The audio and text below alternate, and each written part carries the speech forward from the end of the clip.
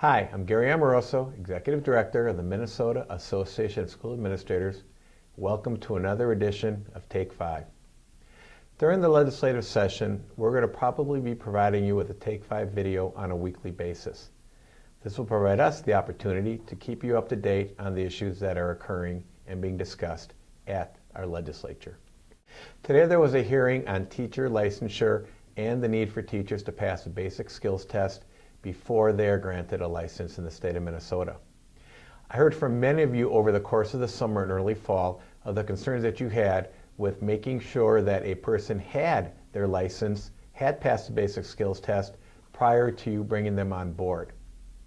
I had heard that there were times where people had taken the test but had not yet received the results from MDE, thus putting you in a very challenging position. Hopefully, over the course of the conversation, we'll be provided some flexibility in allowing you to make good decisions on behalf of your children in a timely fashion.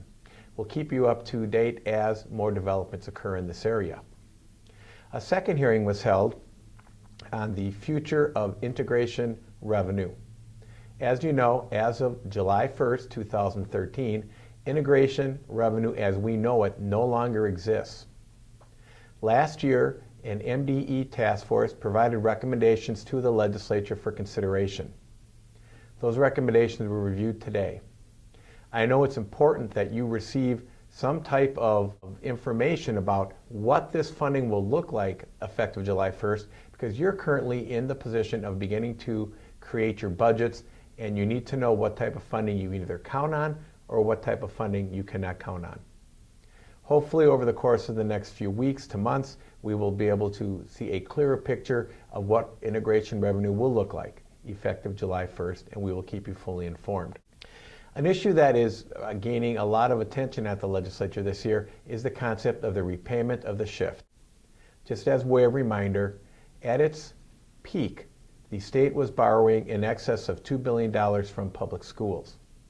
The shift created a 60% of your payments being paid in the current year, 40% of your payments being paid the following year.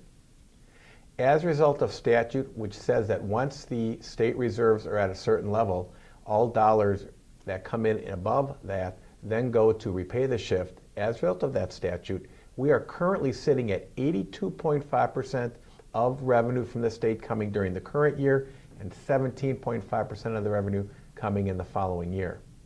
We're also hearing that as a result of the February forecast, there is an opportunity that that 82.5% may rise to 85% for the current year.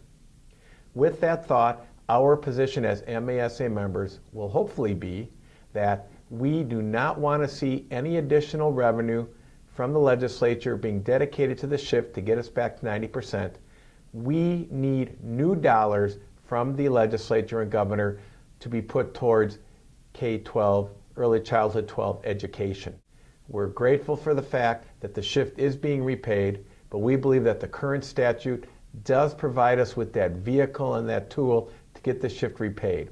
Our focus needs to be on new additional revenue for our public schools.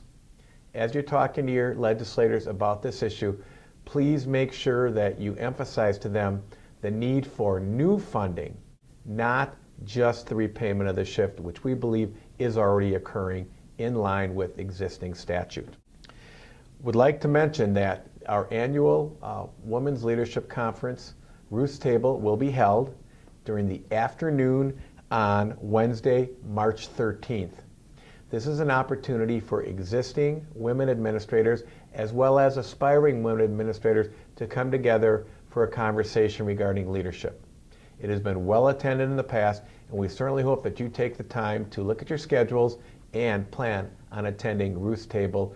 It will be held at the Minneapolis Marriott Northwest, as I mentioned, on Wednesday afternoon, March 13th. Registration information is available at our website. Thank you again for everything you do on behalf of children on a daily basis, and please know that we're always here to assist you. Please contact us at 651-319-1211. Thank you.